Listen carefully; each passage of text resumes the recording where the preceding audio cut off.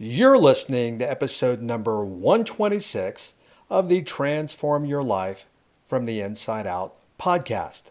Now, if you've been listening for any amount of time, you already know that most episodes have a spiritual theme to them. Well, money also comes from the universe and is spiritual. I'm not going to talk about that so much in this episode, but you know what? I know that you have bills, and I want to help you be more prosperous and to live a healthy, more prosperous and abundant life. So, in this episode, I'm visiting with Jake, and Jake has been a student of mine now for a little over half a year. And in this episode, Jake is going to share with you how he went from attracting right around $4,000 per month to making, or I use the word attracting, right at $38,000 per month. Now, as you're listening to Jake and I visit, what's going to become obvious, and I say it over and over and over again here, at the podcast, what's going to become obvious is that money is pretty much 99% a mental game. Okay, keep listening and enjoy. Hi, I'm Jim Fortin, and you're about to start transforming your life from the inside out with this podcast. I'm widely considered the leader in subconscious transformation, and I've coached super achievers all around the world for over 25 years. Here, you're going to find no rah-rah motivation and no hype, because this podcast is a combination of brain science, transformational psychology, and ancient wisdom all rolled into one to take your life to levels you've never thought possible. If you're wanting a lot more in life, to feel better, to heal, to have peace of mind, to feel powerful and alive, and to bring more abundance and prosperity into your life, then this podcast is for you, because you're going to start learning how to master your mind and evolve your consciousness. And when you do that, anything you want then becomes possible for you. I'm glad you're here. Okay, guys, so this is an episode on money, which, so many people here, I'm going to be visiting with Jake Curry, and he's in Australia, but so many people, and I would think Australia is the same, so many people struggle with money. Here in the US, 78% of people live paycheck to paycheck. And in Australia, given the economy and the relationship with the United States and everything else, it's probably the same. I don't know, but it's probably pretty high.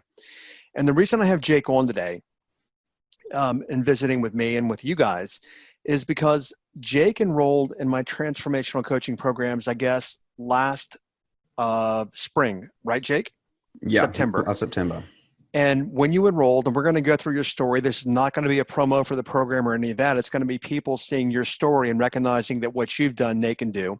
But you enrolled in September, and when you enrolled, we'll dig into this. When you enrolled, you were literally scraping by, working jobs you didn't want to work. $4,000 was a lot of money to you, the best month you've ever had. And now you're doing extremely well, which we'll talk about. And then I want to talk about some wealth things that you've learned from me over time. Before we do that, and I apologize if I'm yelling at you or whatever, I'm wearing this headset and I can't actually even hear really good audio out of this. So it's like I'm in a soundproof booth. But anyway, if you would, relative to money, where were you when you started with me 6 months ago? And where are you? Well, I guess not 6, it was last September. So 8 months, whatever. I don't know, Yeah. Can't do math, but months ago. But you started last September. Let's start there. Where were you with your money situation then? Yeah. So basically at that point in my life, I was probably living paycheck to paycheck. Really. There was always just enough money to get by. It was a matter of doing. I always thought that I had to work really hard and do something I didn't enjoy just to make money. And actually the investment for the program was one of the biggest steps that I actually made with money. Like I was absolutely packing it in going, man, how am I going to afford the investment for this? I know I need to do it, but man, I just didn't want to part with that money so badly, which was a stark contrast to where things are today. Well, hang on. Now, by the way, for those of you listening, because I did interviews like this last year and somebody said, Jim's interrupting. Well, the reason I'm interrupting is I want to pull more stuff out of you that people can relate to. So let's take what you gave us. Basically, the investment in the program, and this can be anything in life though, but your investment was more than you've ever invested before. You knew you needed to do something. But let's go here first. How did you grow up with money? So grew up with single parent. So my mum raised us, and she worked as a massage therapist, and she worked often 10 hours a day. Mm-hmm. And so she like so grateful for everything that she did, but she literally worked so damn hard to raise us. And she did a fantastic job, but there was always a sense that there was never enough, or there was always a sense that we need to be careful with our money because, Mm-hmm. and I guess as well as a kid, I probably picked up that I saw my mum working so hard to support me and my sister that I didn't want to waste money. I felt guilty receiving money. I felt guilty spending money. So Mm-hmm. because I sort of in turn made that realize it's like, if I take money, if I spend money, it means that my mum has to work even harder. So there was that kind of relationship growing up where I didn't want to spend it. I was always hoarding it. And then just a lot of really funky emotions and feelings in my body. Like whenever I would spend money or whenever I would need to spend money, it was like this massive contraction in my body when my body's just screaming, no, don't let it go. Don't spend money. And so, yeah, there was always some interesting things. And I'm sure I know I inherited from childhood. Yeah. So until we met, you literally, so you're 30 years old now, right? 31. Yeah. 31. Old man, I tell you. You're, Hey, go easy. you're 31, and I've been where you have, because when I was your age, I was living the same way. I was waiting tables, even though I have college degrees and all that kind of stuff. I was getting my NLP training during the day, and I was waiting tables at night. And I was living paycheck to paycheck, making back then, 30 years ago, whatever, 25 years ago, making $500 a week, $2,000 a month. Mhm. That's probably double that now for inflation. But I remember always thinking that, oh my gosh, I've got enough money to pay my rent, my car payment, student loans, all that kind of stuff. But holy cow, if I got to buy tires for my car, I'm in trouble. Or if I've got to buy, you're grinning, people, because people Yeah. are listening and they're watching, but you're getting that, right? Like Yeah. I'm That's okay my scraping experience by. too. Yeah, I'm okay Yeah. scraping It by, was but almost comfortable. yeah. But if something happens, then what? Something bad happens and I need extra money, then where are you? Yeah, panicking, freaking out. And often that was where my attention was as well.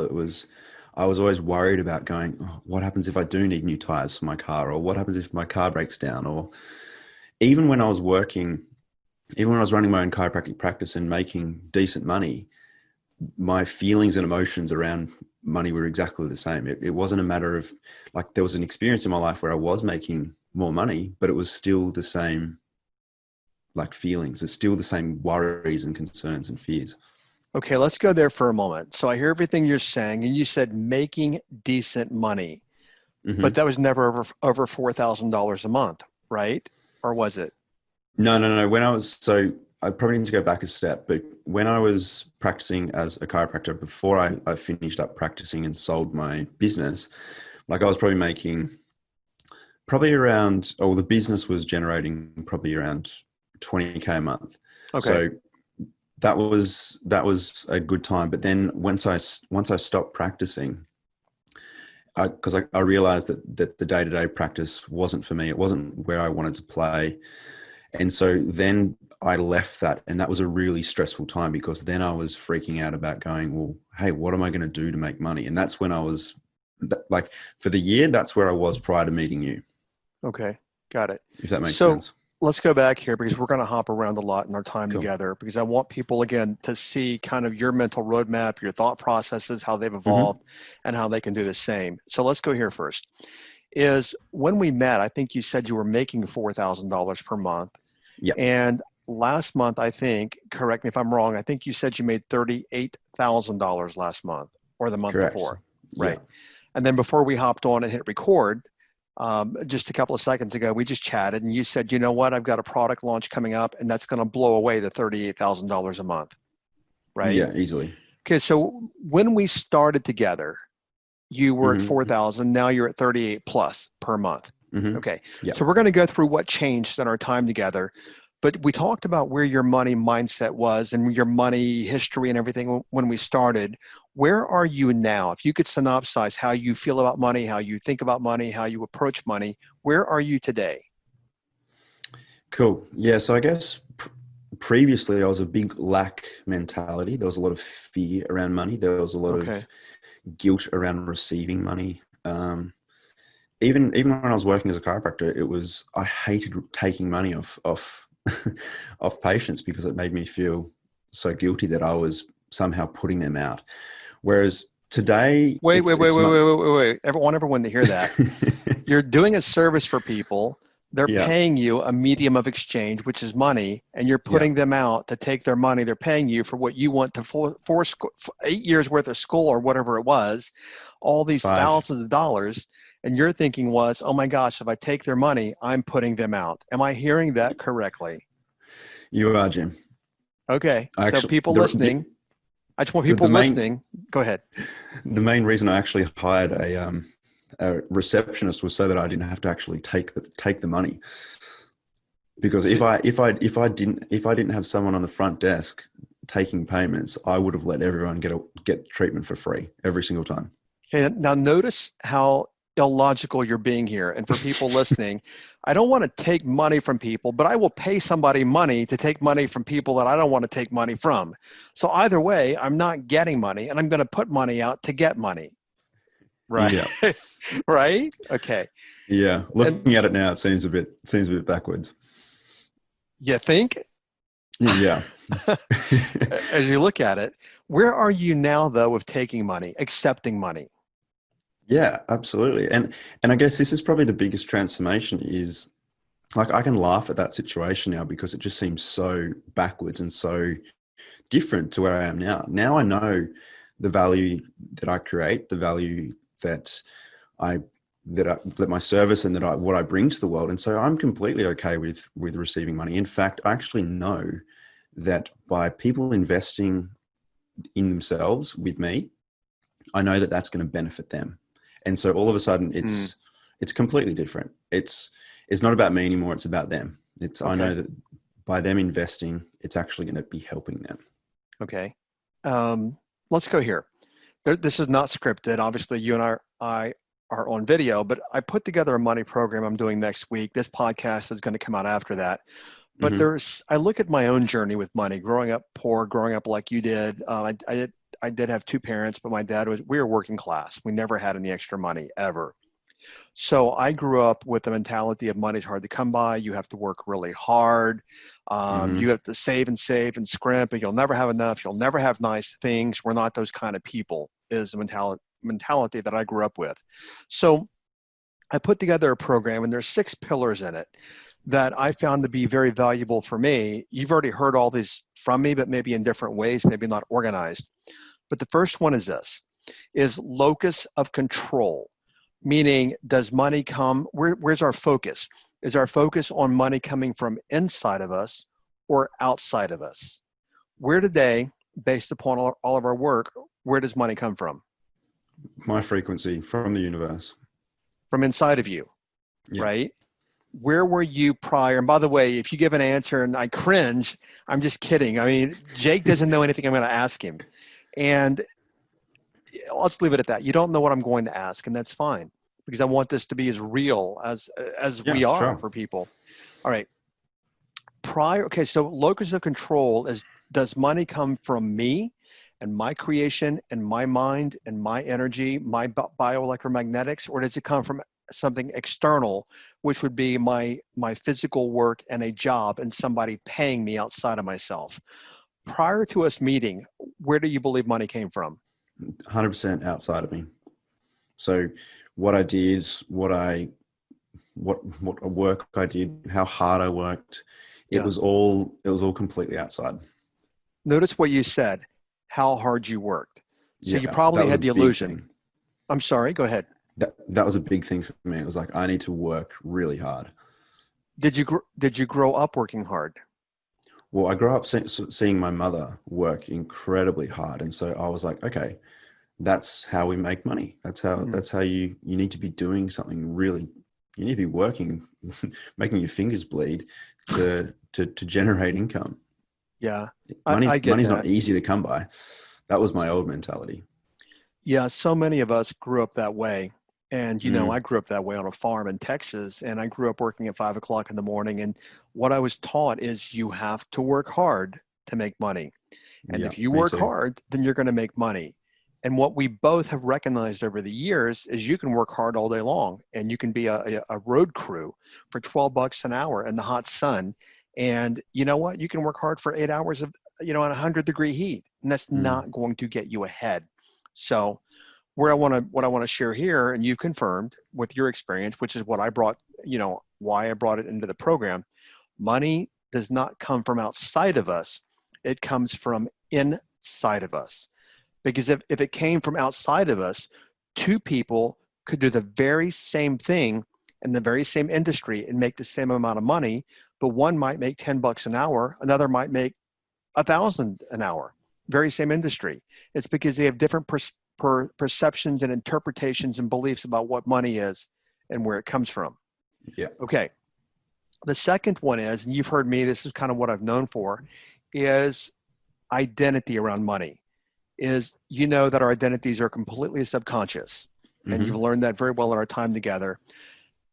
I think you've already answered, but let's recapitulate. How did you identify, like what kind of person did you identify as relative to money prior to us meeting? Well, I guess like your story resonates a lot with me as well. Like I grew up on a little hobby farm in Tasmania, Australia, which is where we're known for having two heads and all those kind of jokes. But so I always grew up being poor or feeling quite poor and thinking that like a lot of my friends were a lot more wealthy than what our family was, for example. Hmm. And so I always grew up with the identity of someone who doesn't have a lot of money. And Hmm. so that correlated through my entire life until I started working with you. Okay, so let's go here. Identity. Would you say, if you had to pick an adjective or to describe yourself, would you have called yourself poor or working class or struggling, or how would you have classified yourself? Probably working class would probably be how I'd use to describe. Like even when I was practicing as a chiro, I still felt like a working class person, Okay. if that makes sense. No, it definitely makes sense. And I think a lot of people listening, they're like, yeah, I grew up the same way. My mother and Mm, father said, you have to do this. You got to work hard. You got to work till your eyeballs bleed, work till your fingers bleed. You have to work hard. yeah. How would you say, and I know you're a work in progress, we all are, but how Hmm. would you say you identify now as a person with money? Or how do you identify about or relative to money? It's a really interesting thing.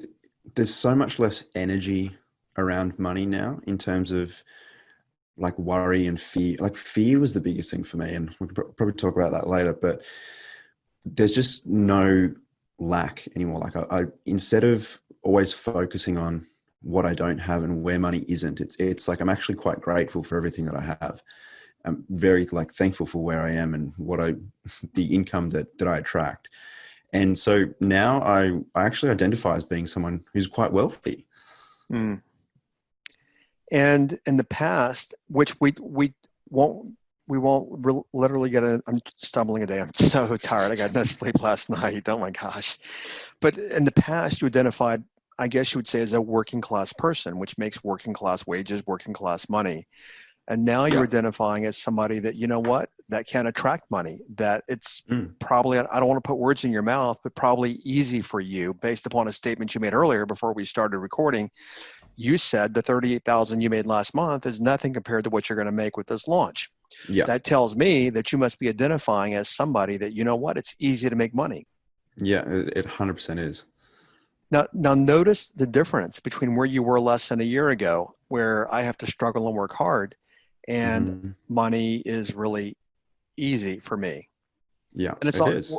what I want. You guys, he's grinning, guys. For those of you not watching the video, which tells me he's congruent with what he said, meaning he believes it, that it's easy to make money. I know you want to say something, so go ahead. It's kind of hard for me to explain. Like I'm trying to think how do I explain that in a succinct way? But it's just that money Yeah. was hard to make, but now it's just like the only way that I think differently now is it's easy. It's nothing. It's like I don't have any thoughts about it. It just is a simple process. Attracting money is easy, and it's Okay. all internal. So let's go. It's all internal. So let's go there. That's exactly where I was going to go. We're on the same wavelength right now. Is a year ago, we were not in the middle of a global pandemic. Mm-hmm. Now we're in the midst of a global pandemic where Mm-hmm. everybody's shutting down and 40 million Americans are out of work, et cetera, et cetera.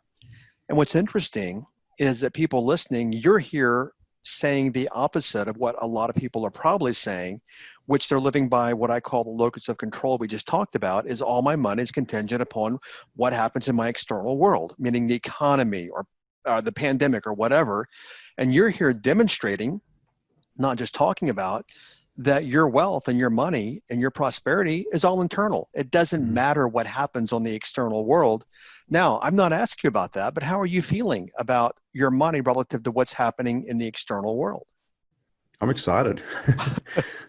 Honestly, like I think back and like think back to when I was practicing as a chiro, and it's like I'd be panicking right now. Like I'd be freaking out, going like worrying about if people were going to turn up. But now I don't have any worry or concern. There's no fear. It's actually just excitement of going, what's possible? There's some really cool stuff in the pipeline, and I'm excited to see that come to fruition. So yes, yes. And notice here that the external world has changed for the negative, Yeah, but yet absolutely. you're operating from the positive and you're still making money and attracting money, Yeah, right? exactly. Because people are still spending money all Mhm. over the globe, right? Absolutely. Just shifted how they're spending it or where they're spending it or to what degree they're spending it. Hmm. But where you are now, it's where you were last year is where most people live from. Oh my gosh, the economy has shifted. What am I going to do? Exactly. That's where I And was. yeah, and let me get into fear. Oh my gosh, what happens because the economy shifted? What happens if no more patients show up? Hmm. Right? What happens if no one else hires me to design their website or no one hires my marketing or no one hires this? Why? Because of the pandemic that has everybody actually just running in fear. Mm. And what I want everyone to notice from you, and if you're not watching this in video, because his body language is very telling, and 55% of communication is body language, is that you're very congruent with your message. I mean, you're living from, doesn't matter what happens in the external world. He nodded his head saying, no, it doesn't matter. It doesn't matter what happens in the external world. Money comes from the inside, not the outside. Yeah, it's so true. And I listened to your last podcast on the Kabbalion, Mm-hmm. and the whole like attracts like. That's exactly where it is, and it's like internally right now I feel abundant, I feel wealthy, I feel excited, I feel grateful, and as a result, that's what's reflected back. Mm-hmm. That's what is attracted, and so it's just nothing in my external world has really shifted dramatically yet, but everything on the inside has, and as a result, the circumstances in which I experience are now different as well. I want to back up here and um, I want to back up here and expand on something. I would say that going from $4,000 a month to $38,000 per month last month is a dramatic shift, Yeah, is it it not? is. But you just said things haven't dramatically shifted, but now you're I didn't mean that in a sense of my like environment. I meant that in term, or I meant like nothing. I hadn't implemented any strategies or oh hadn't okay. changed funnels, or I hadn't really done anything differently. But everything had changed inside, and therefore everything, like all of a sudden, money just started coming in really unexpectedly and really Surprisingly, right? easily. Yeah, it was just like all of a sudden people are just reaching out of the blue, wanting to work with you and pay you, and you didn't have to do anything for it. It was effortless. Okay, now I want to be, yes, and I want to be careful there. When you said I don't have to do anything for it, well, you did. It's your Yeah, vibration and your frequency. exactly. It's so simple. You've been with me long enough to know and you've seen a lot of this in people in the programs. And for everyone listening, it's so simple that most of us miss this. Is people will say, I don't know what happened. I shifted on the inside. And when I shifted on the inside, everything shifted on the outside. Hmm. And it's so simple that we miss that, Yeah, right? Because we're trying to go out in the world and do things. exactly. And I guess to affirm that is I actually reverted back to the old way for a little bit there for a while. Like I had all this big shift on the inside, and then for whatever reason, I guess neurologically, it's a well-worn path for me to be stuck in that Yep. poverty mindset. And I reverted back to it for a while, and I could feel the change internally. And as a result, things felt like a struggle for a little while. But the thing was, it was cool because I noticed that, and I noticed that I sort of got back into that lack for a little bit. But once I was there, I was like, no, I don't want to be here anymore. This is not where I operate, and shifted that. And all of a sudden things started moving and flowing again. No, That and was a you good told me that lesson. about 2 weeks ago, 2.5 weeks ago when we talked. Now, I want everyone to notice something. He goes that neural pathway, and he's been around me long enough to know about habits, which I want to go into next, is that our brain does have neural pathways, and that's what actually our habits are neural pathways. Mm-hmm. And just because you're not traveling the old neural pathway of not having money doesn't mean the neural pathway is no longer there. It just means you're not traveling that pathway anymore. Prior to us working together, what were your thought habits about money? Oh, constant worry, Jim. Like constant worry. It was like even little things like going to the grocery store. I would be worried about, oh, I hope I don't spend too much, or I'd get a letter in the mail and I'd be like, oh, I hope it's not a bill, or like it's ridiculous. I look back and laugh. That is so funny because the third pillar is habits, and all habits, as you know, are brain-based. So I'm curious as to what your habits were when you're giggling at this, and it's so funny, but you're laughing I at haven't yourself. I haven't thought about this in a while. It's just been so out of my mind since I started working with you, and like since I started experiencing this shift. It's like I just forget where I actually came from. If that Yeah. makes sense. I forget how much I worried about money, how fearful I was around it, and all of these other crap that I had in my head around it. Okay, so let me go there. I hear you, and let me ask you this: you're a health and wellness professional, Mm-hmm. and you help people actually release physical pain through trauma, past experiences in their life, et cetera, emotional things. Yeah. How do you feel different physically now than you did when you worried all the time? So much different. I guess growing up, I always had a lot of chronic pain, which is what actually put me on this path. Is I was always injured, I always had mystery illnesses and things like that. And one of the biggest things that I noticed, like in shifting, and I think the biggest thing for me was actually getting in alignment and getting into flow with what I'm here to do. Like that was such a big thing, that getting out of the fear of that was actually a big part of this transformation. I guess you could say. But yeah, it's completely different now in that sense. Yeah. Okay. So let's contrast. What are your thought habits now, today, compared to 8 months ago about money? Well, I just don't worry about it anymore. I So it's a instead habit of not to worry about it Yeah, also. exactly. I don't worry Okay. about it. It doesn't hold the energy anymore. Like if I go out and spend a couple $100 on a nice meal with Jazz, it's like I don't think about it. It's just like, oh, great, that was a really lovely meal. Instead of going, oh crap, how much did I spend on dinner? What? Like there's just none of that anymore. Okay. So there's none of that anymore. Fill in the blank. Because of what? I guess because I just stopped worrying. But you stopped worrying because you came to some realization and epiphany and knowing that caused the stop worrying. So you stopped worrying because of what epiphany? It's a tough question. I've never really thought about it that way, but I guess just from the realization that my vibration and frequency is the thing that actually attracts money, and that's something that's within my control, Mm-hmm. as opposed to working from circumstance and working from the outside in, going, yeah, well, if things aren't good on the outside, well, then I can't have money. And shifting that and realizing that I actually have the power and the control is actually helped me drop a lot of the worry, because all of a sudden I'm not a victim to my circumstance. I'm actually the creator of my circumstance, if And you that learned makes all sense. that from who? From you, Mr. Fortin.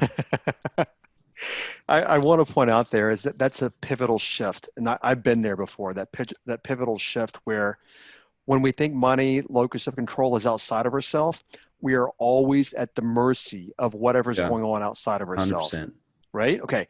And then when we recognize that, hey, you know what? It's all within my influence. I mean, what's going Hmm. to happen in my life when I'm 100% responsible? It's within my influence. Yeah. Here in the States in 2009, I used to coach real estate agents very heavily, and I was coaching one of the top 10 agents for a company called Remax. They're a very large real estate company, US.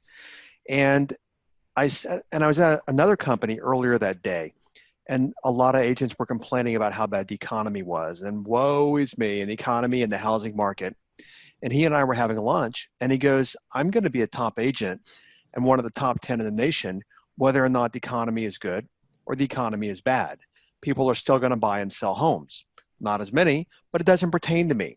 As long as I do and be who I need to be and identity, then everything's going to work out just fine for me. And that's what carried him the top 10 in the nation. And that's where you are right now. And that your internal, your locus of control has completely moved from external to internal. Yeah. And that's the thing that stopped the worry. Like the worry was my biggest habit, I guess you could say. And shifting that to an internal locus of control and going, you know what, I've actually got this. No matter what's going on outside, I've got this. And all of a sudden that stops the worry right in its tracks. Yeah. And something I tell people is, as long as there are people in the world that need help, what you do, you're always going to have money. Exactly. Right? And you work with pain. There's always going to be people in pain. There's billions of people in pain. Exactly. I mean, how are you ever going to run out of a target market? Right? Exactly. Never going to happen. And I realized that I realized that that's not something that's not dependent on the economy or a pandemic or whatever. It's there's always people out there that need help, and it's just, if I'm ready and willing and able to help them, well, then there's going to be that exchange. And so all of a sudden it's just no concern about money. And there's no reason to be, because you've also taught yourself that there's always going to be money coming. As long as I'm actually being who I need to be and doing what I need to do, money is always going to come. That was something that I never had as well, Jim. I was always going, where's the next a lot of money coming from? Where's my next sale coming from? Where's this coming from? And I was always freaking out about, like, even when I had money, I was always worried about losing it, and then worried that no more would actually come in. Yeah. I laugh. I've been there. I've been there. And that's when you're living from, what I call resignation. Metaphorically, I've got $100. Whatever I do, I can't lose that 100, because if I lose that 100, where's my next 100 going to come from? Right. Yeah. And then worry. Something that I read on a blog post years ago is, when I was out of college, this was a lot of years ago, but if I had $20 in my pocket, I would not put $20 worth of gas in my car. And the reason why is I put 10, because if I put 20, then I give all the money that I had. And then guess what? What if I needed $10 for lunch or something? I wouldn't have it because it's in my gas tank. So I literally went through years when I'd fill up my car. I could fill, I had the $20 to fill up my tank, but I never would. Why? Because I wanted that extra $10 on reserve. I mean, that is major poverty thinking. No more money is going to come into my life. And the reality, you and anyone listening or watching, is money always comes. You could bust your bank account tomorrow, go back out, put yourself out in the world. Money's going to come again. Yeah. Right. That's crazy, right? But it's true. I think you told it to me in a way. It's like, because I said that in the program, I was like, oh, I just get really worried about losing money, and I, like, any money that I have, I don't want to let go of. And that's why, like, investing in your program was a big step for me, because I actually had to let some money go. And I remember you saying to me, and it really stuck with me, it was like standing on a hose pipe. It's like, if you're trying to hold money and not let go of it, it's like having your foot on a hose. You completely stop the flow of abundance that is possible for you when you're in that hoarding mindset. Yeah. And then when you actually, because everything's a cycle and everything's a flow, which is physics also. And then when you unkink the hose, the water pipe you're referring to, you unkink it, meaning you put money out, money comes back because you're part of the flow. But what you used to do, and I used to do, and probably 80% of people listening, let me hoard my money. Let me bury it in the backyard. Let me stuff it in my mattress. Let me put a lock on my wallet to make sure that I don't lose any money. Well, economics, let's go to concretize this. Back in 2009, when the US economy came down, the economy started not exploding, but imploding. It started destroying itself from the inside out, because what happened is banks were hoarding all their money. Because banks were hoarding money, they weren't lending. Because people weren't being, having money borrowing, they weren't building and they weren't buying. When people weren't building and buying, what happened? Nothing to build and buy. People are hoarding their money. The economy comes to a screeching halt. That makes sense, right? Yeah, absolutely. So we have to be, if we want the supply to nourish us, we have to be part of the supply. And meaning if we're going to play a game, we have to be playing the game. We've got to be in the game, playing the game. And that is actually putting our money out there. And that comes to the next pillar, prosperity consciousness. But I want to go somewhere else first here. Is you said something earlier, and I want everyone to get this, and I've been there as well, is how much did you value what you do versus how much you value what, he's grinning guys, how much did you value what you did a year ago and charge versus what you value what you do now and what you charge? Night and day. I didn't value at all what I did. It's almost funny to say, but back then I charged $75 US for like an hour and a half consult. My gosh. Basically, and it's like a pretty in-depth consult. You're sort of helping people understand what the emotional issues and things that have led them to experience pain, and then helping them Stop find there. it. I'm interrupting for a reason. How many years did you go to school to learn how to do all this? 5. Well, so five for being a chiro, and then like all the extra study, like extra sort of my own study afterwards. Yeah. So what did that cost you to become a chiro? Oh God, I don't know. I've looked at my HEX bill. Probably like 60, 70,000. But you are afraid to charge or charging $75. I was. Just clarify that, Jim. Was for 5 years of your life and $60,000. Is that correct? Is that what I'm hearing correctly? You are hearing correctly, Jim. And I want everyone to hear that's listening or watching, is that you were not putting value on your value. Yeah. You were devaluing.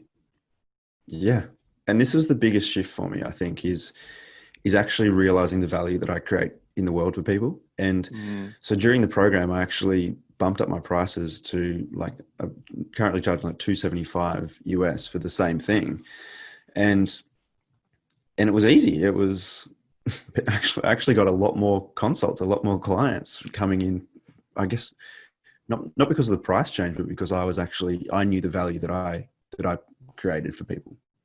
How did you, yes, and how did that shift how you felt about what you do and wanting to do it, going from 75 for an extensive consult to 275? How did you show up emotionally different at 275 versus 75? Oh, so different. I was so much more invested. I wanted to give so much more, and yeah, it was actually provided a better service. Yeah. So the point here of this pillar is prosperity consciousness, is where you used to live from, and I've been there, is we think that people believe that they've been taught that if you create value in the world, you'll get the value back. But you can create value all day long. Like you were helping people, that's $75 a session. You're creating value, but you're not getting the commensurate value back. People only value the value you put out to the degree you value the value you put out. Meaning that if you don't value your work, other people will not value your work in terms of exchanging money with you. If you value your work, then other people will value your work. So what came down, I watched you, I've known you for a while. So what happened for you, and please share any ancillary thought around this, is that you learned to appreciate what you did and be grateful for it and value it. And when you learn to do that and you charge more money, other people were glad to give you more money because they valued it more as well. 100%. Yeah. I can't sum it up any better. So let me ask you this. If you're going to go to somebody for what you do, and this applies to everyone listening, you're going to go to somebody for some professional service, and you've got one that charges $75 and one that charges $275. Which one do you automatically emotionally want? Yeah, exactly. The 275. Because if I go 75, I'm getting what? A lesser valued product. I'm getting cheaper, right? So why, even if I can't afford the 275, I want the 275. But the big takeaway here for everyone listening and you and you've already gotten it, is when you value what you do. If you want the world to value what you do, you have to value what you do. Now, I also want to tie in here about Jake and about his valuation of money. Notice now, listening to him talk, how he spends money or puts money out. But notice when he used to hoard money. So even when you asked for 75, even back then, you probably thought, oh, 75 is a lot. You hired a receptionist, for crying out loud, to take $75. So what was your interpretation of how much 75 was versus now? Yeah, so different kettle or different things really, but yeah, so $75, I was like, oh, that's a lot of money. Like I laugh, you're laughing. It's because it is so broken. But yeah, I thought because I didn't have any value on what I did, I didn't put value on it in terms of the price point. And it's funny, like one of the things that I actually noticed is I actually developed a bit of resentment towards even doing it because I didn't feel like I felt like I was delivering so much, but then wasn't seeing the reciprocity, wasn't seeing the return. I've been there. For everyone listening and watching later, is if you undervalue your service, people will undervalue it. They will undervalue in terms of paying you undervalue. And then what happens for most of us, and I have been there, we come to resent our clients or our customers. Why? Because they're not valuing what we're giving them and putting out there. Been there, 100%. I completely get that. And what I recognized is when I started valuing what I do, and I charge thousands of bucks an hour for one-to-ones, when I started valuing what I do, I attracted much better clients, people that valued what I did and wanted to pay for that value. Jake's here nodding his head and laughing, everyone, is that, and being totally transparent, let me share this with everyone, is I've heard for many years in marketing that if you want to make a lot more money and you want to help a lot more people, raise your price points.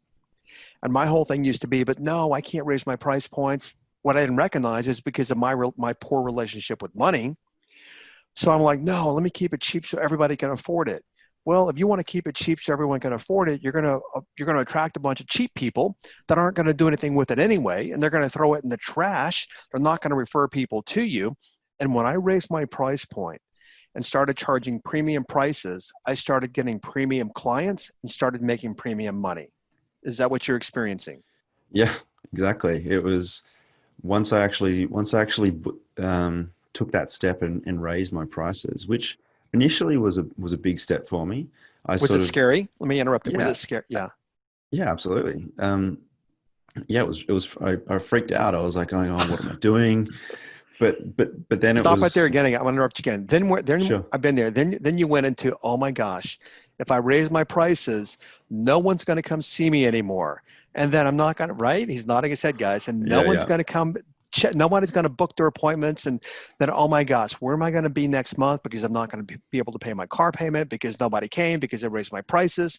So as long as I keep them at 75 a session and I'm scraping by, I am safe. Oh, that is a big word, Jim. Safe. Expand. Go ahead. Yeah, that's something that's like in terms of prosperity and in terms of my journey, it's like staying safe was the thing that kept me broke. That's a good marketing. I'm going to borrow that. Staying safe will keep you broke. That's a good headline for an email. But notice what he said, everyone.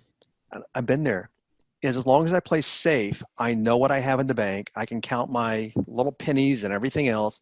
And you know what? I don't have what I want in life, and I'm struggling. I'm driving a Honda, blah, blah, blah, blah, blah. And that's fine too. I mean, they're dependable cars. But you know what? I'm safe. I'm safe in my little world. And now I can go buy a dozen Hondas if I wanted. And I drive a Porsche and blah, blah, blah. It's a whole different world. But the world hasn't changed outside of me. It's really changed inside of me, like it has with you and hopefully people listening right now. Okay, next pillar. Now, I don't know. We haven't talked about this, what experience you have with this. But I explain the importance of separating your work from your money, meaning money comes from your consciousness, which we just talked about, prosperity consciousness or poverty consciousness. Money comes from your consciousness, not necessarily, and not what you do. The example could be, you could have two people selling real estate. The examples I gave earlier, one scrapes by and sells 2 homes a year, and they're wondering why they don't have money. But another one, actually, they don't worry about the money. They do what they love. They sell the house and they're making a fortune. But here's the takeaway, guys, is that I don't tie my money to what I do for a living. I love, like Jake does, and if you listen back earlier, he said that something along the lines of things changed when he started loving what he did, and then people started showing up. What I've learned to do, and then I want your perspective because I'm visiting with you, but laying the groundwork here, is that when I stop saying, if I do XYZ work, I'll make XYZ money, where I work from now is, let me just do what I love to do, what I'm here on the planet to do. And as a result, whatever money will come as a result of that. And that's when I had the tidal wave of money coming. Okay, how do you want to share on that or your experience with that? Yeah, so I guess before I stopped being a chiropractor and I was working in my old money and prosperity consciousness, or lack of prosperity consciousness, it was, I need to see X amount of people this week, and if I don't, well, it's everything was dependent on that.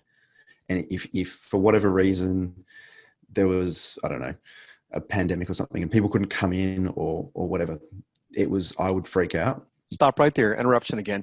Did you ever write down on a piece of paper how many clients you needed this week? I got to have 6 this week because I have these bills. He's nodding, people. He's nodding yes. Like, okay. Yeah. So you hear you've got an extra bill. And you're like, okay. And you calculate in your mind, I have an extra bill. Okay, I need 2 more clients to cover that. Have you ever done that before? Yeah. So like, when was it? Like back before 2018, when I was still practicing in that old way, that was exactly what I would do. Is it's like, okay, crap, I've got this thing coming in. It's like, all right, I need to be seeing an extra this many people a week. So everything was dependent on my work in terms of whatever money would come in my mind, everything was dependent on what I did. What's your money dependent on now? Me. It's dependent on how I feel and how I think and how I vibrate and my frequency around money. I've noticed, Jim, that when I'm in alignment and doing what I love and just doing it for the love of it, money comes to me in weird and wacky ways. And you don't have to try, you don't have to like work until your eyeballs bleed. So you say things just start to happen, right? Whereas the old way was like, I need to force things and make things happen and try really hard to do that, to generate people coming in or whatever. Yeah, and that's what I call the forcing versus the allowance.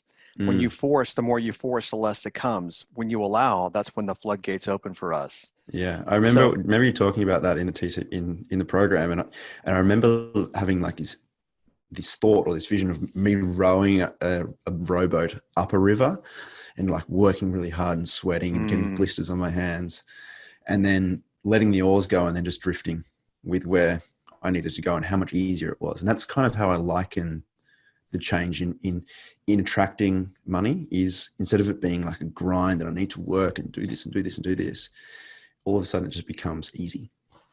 Yeah, I do want to point out, once you stop fighting the way money is created, once you stop rowing upstream, that's when the money starts coming, and now you can buy a power motorboat and you don't have to row anymore because the money's coming and you can buy a power boat now. Yeah.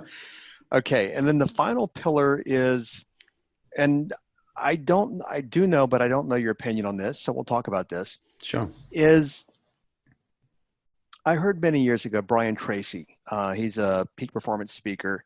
He said many years ago that whatever you do, and if you work for a job, you sell your skills to the highest. Well, most people don't, but you basically, if you go to work at XYZ company and they give you a paycheck, you're selling your skills to that company at XYZ paycheck level. And where I've always worked from is, and Brian Tracy taught this many years ago, is you're the CEO of your own company, which is you, Jake, or somebody listening. Now, what are you going to sell those services for? Most people have a job and they work for a living. What I tell people is that when you work for a living, you actually make the people you work for the most part, wealthy, and they're giving you a paycheck. So, and by the way, if anyone on my team is listening right now, I'm grinning because guess what? I take good care of my team and I've got plans for everyone on my team. I want them all to do well. And some people want to work the comfort of a job. But the reality is, if you work the comfort of a job, many years ago when I waited tables, one night I remember making $60, and this was 1992 or 93. And I said, if I'm going to wait tables, Why would I wait tables here as opposed to going to one of the nicest restaurants in town and making 5 times the money for doing the same amount of work, same amount of hours? Why wouldn't I do that, right? So what I want to talk about here is, because a lot of people might have a job, is autonomy. What is your thoughts about being self-employed and wealth versus working for someone and becoming wealthy? Yeah, well, I'd much rather doing what I'm doing than going back or having a job. And I guess like even in, so we have another business and we have actually hired someone recently to do a lot of the grunt work and to do a lot of the work. And that's been really cool because that's also something I never would have seen myself doing. But what's that? Hiring or what? Like paying someone to do a job that I can do. Okay. And so having that has actually created more autonomy and created more freedom and created more space to do other things, do what I'm here to do. Let me add there, and like my team, I have an amazing, I think maybe a lot of people, I don't know, but I say it, my team's spectacular, and I'm very fortunate to have them. They're great. You know that I know a guy, and if you've never heard of him before, look him up, Mind Your Business Podcast, James Wedmore. And James and I talk about, whereas James has mentioned his numbers, he makes millions a year, I make millions a year, but here's the thing, we both have recognized that when we hire people to do things for us that can do it, maybe not as good as we can, but they can do it well, our businesses really just exploded. Mm-hmm. So the reality is where I was going to go here is Warren Buffett once said that you're not going to become rich working for other people.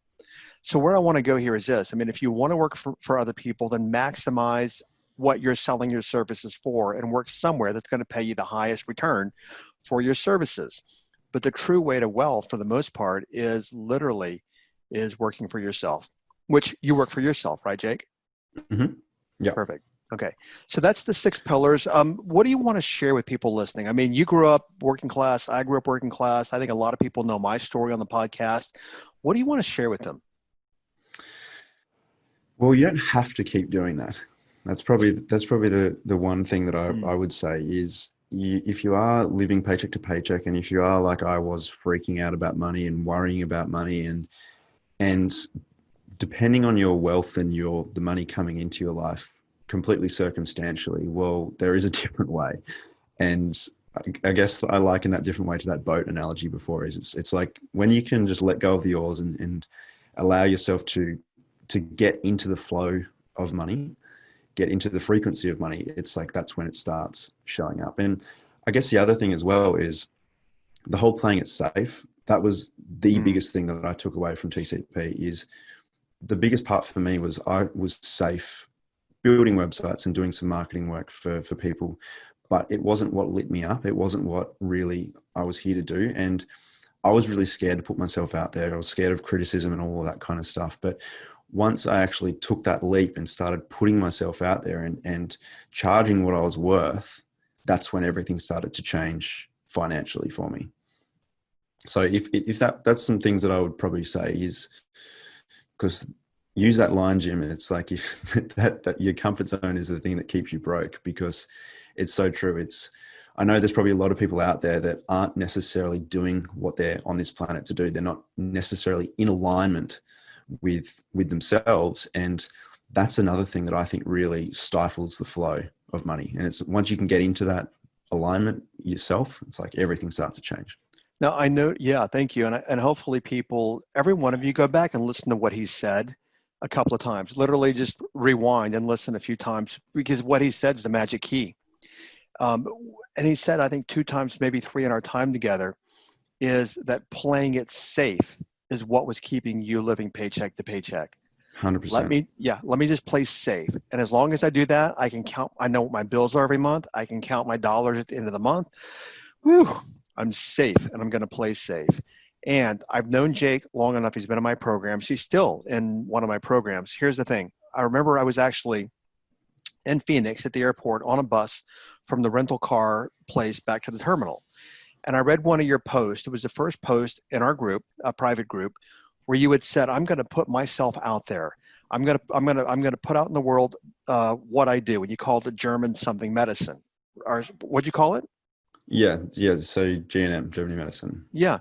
And that when I read that post, I'm like, you know what? He's doing it. He's putting himself out there. And what I want everyone to, at least I want to share with everyone, is that when you put yourself out there with what lit you up and what you love to do, that's when everything literally, miraculously, so to speak, and very quickly started shifting for you financially and emotionally. Yeah, exactly. It was, so I had another business building websites for healthcare practitioners, which we've actually completely transformed into a scalable thing that Yeah. that's a whole nother story. But that was my safety net. It was like doing that was safe. But once it was so scary for me to actually put myself out there because it was controversial. It was a hard thing to sort of go against the grain to say, hey, your pain's actually not from physical stuff. It's emotional.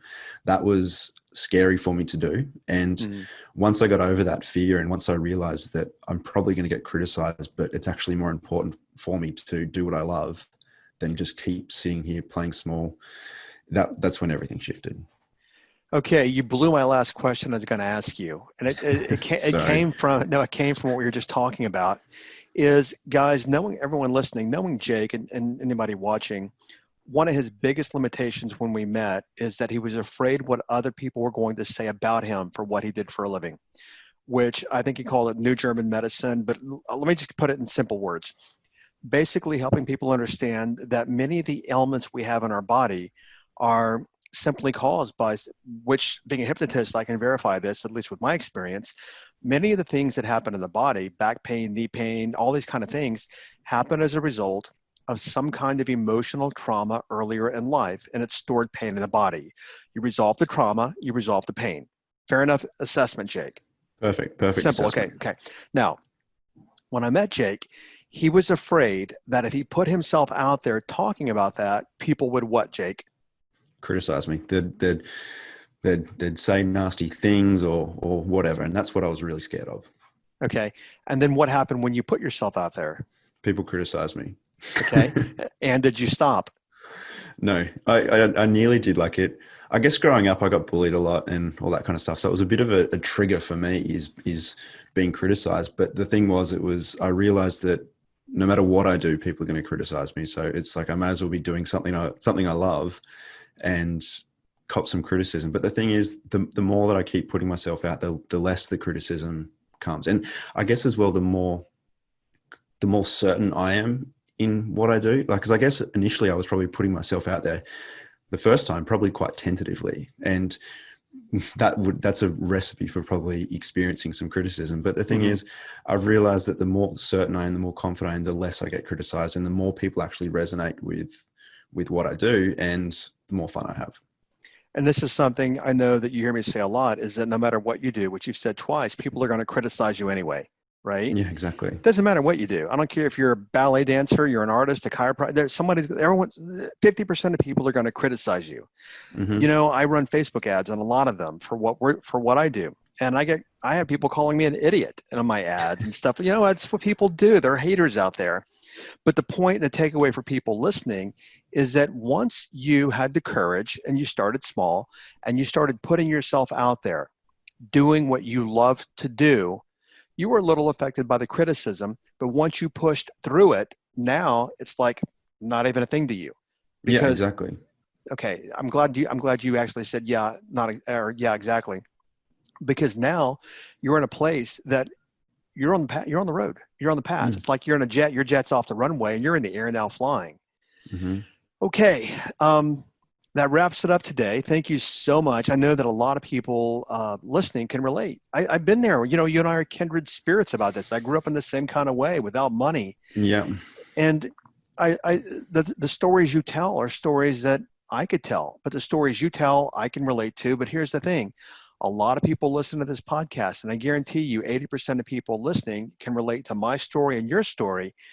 And they grew up the same kind of way. And if through what we've just done, if we can release them from that fear, then hopefully they can actually get out of the money fears and they can stop playing safe. They can get out in the world and they can start making a difference, and we can all make a difference in the world. So, sounds pretty good. All right. That being said, hang on, Jake. That being said, hey guys, for everyone listening, Jake's already been through this. He's a veteran now. We are having what's called the Be Do Have series. It's a 3-part series. I'm doing training starting on September the 3rd. Mark your calendar, September the 3rd, 2020. I only do 2 trainings a year. Were you in the training last year, Jake? in 2019, Be Do Have series. Yeah, that's where I started. Where you got started, right. And now look where he is today. But anyway, it's there's no charge. September the 3rd, 2020, mark your calendar. We will be starting the Be Do Have series, 3-part series. And we start digging into, look at Jake. We look at here in our time together, what ways do you have to be, Jake? And you have to be courageous, and you have to be passionate, you have to be aligned. What ways do you have to be to do the things you need to do, which is to put yourself out there to have what you want, which is emotional fulfillment, to have the enjoyment of helping people, and to have the prosperity you want. So we started with Be, Do, Have. And what we'll do in that 3-part series is break down Be, Do, Have even further. So Jake, thank you again. Stay with me because I want to say bye to you once we're done, but thank you again for sharing yourself and sharing your story to help people so that they can also, as you said, I'll leave it at that. It doesn't have to stay. How did you say it? You don't have to stay that way or something? Something like that. Maybe go back and rewind, but it doesn't always have to be so hard. You don't have to, like your current way of thinking doesn't have to be that way. It can change. And once it changes, everything else will change for you. Thank you. Enough said. All right. Thanks, Jake, so much. I appreciate it very, very much. I'll talk to you soon. My pleasure. Thanks for having me. Okay. Bye-bye. Thank you for listening to this entire podcast. If you're the kind of person who likes to help others, then share this with your friends and family. You know, if you found value, they will too. So please share via your social media channels. Also, if you have questions, I'm here to assist. You can email me questions to support@jimfortin.com, and I may even use your question for a future podcast episode. Also, if you want transformational content like this daily, connect with me on Instagram. My Instagram name is I am Jim Fortin. Finally, I do have a personal request. I believe that we're all here to help others and to grow and evolve ourselves. Together, you and I, let's help more people. If you would please leave a review on iTunes, and a good one, by the way. I'd be grateful, and through your assistance together, we can transform more lives. Thanks for listening.